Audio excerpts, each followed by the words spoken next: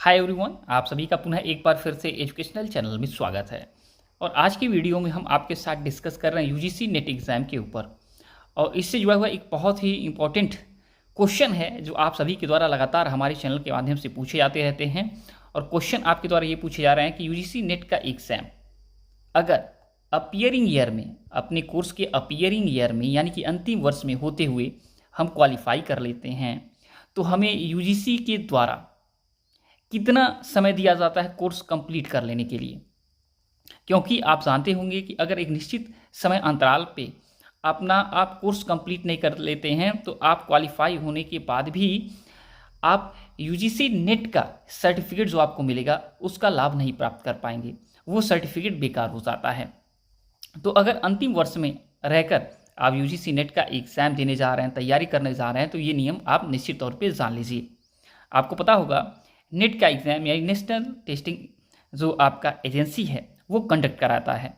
और national testing agency net यानी national eligibility test वर्ष में 2 बार कंडक्ट कराता है, जून और दिसंबर में, जो जूनियर रिसर्च फेलोशिप के लिए होता है, असिस्टेंट प्रोफेसरशिप के लिए होता है और पीएचडी में एडमिशन के लिए होता है। जो अलग अलग कैटेगरी वाइज देखा जाए, इसको एनटीए ने देखा जाए तो क्लियर किया हुआ है।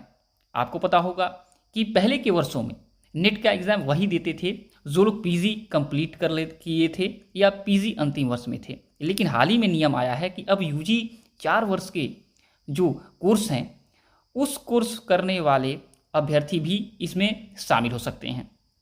तो एग्जाम्पल के रूप में अगर हम लें कि पीजी के साथ अगर आप नेट क्वालिफाई होते हैं, तो अगर आप पीजी कंप्लीट कर चुके हैं, फाइनल रिजल्ट आ चुका है, उसके साथ आप आवेदन दे रहे हैं, तो नेट क्वालिफाई होने के बाद देखा जाए आपको मिनिमम एलिजिबिलिटी हासिल देखा जाए आप कर लेते हैं, मिनिमम एलिजिबिलिटी हासिल कर लेते हैं, चाहे कैटेगरी 1 के लिए, चाहे कैटेगरी देखा जाए 2 के लिए और चाहे कैटेगरी 3 के लिए।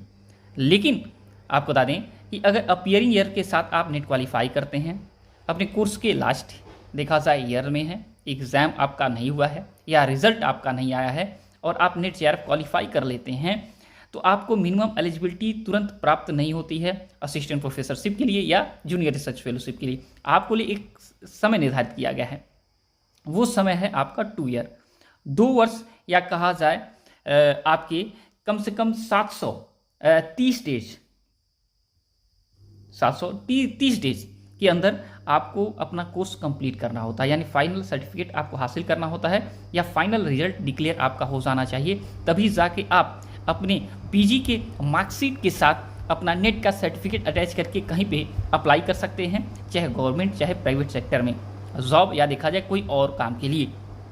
अन्यथा आप देखा जाए वेरिफिकेशन में आपका सर्टिफिकेट एक सिंपल कागज की तरह वहाँ पे रख दिया जाएगा और उसका वैल्यू कुछ भी नहीं रहेगा। नेट का सर्टिफिकेट तभी मान्य होगा जब आप 2 वर्ष के अंदर अपना कोर्स कंप्लीट कर लेंगे, अगर आप अपीयरिंग ईयर में अपना नेट जेआरएफ क्वालिफाई किए हैं तो।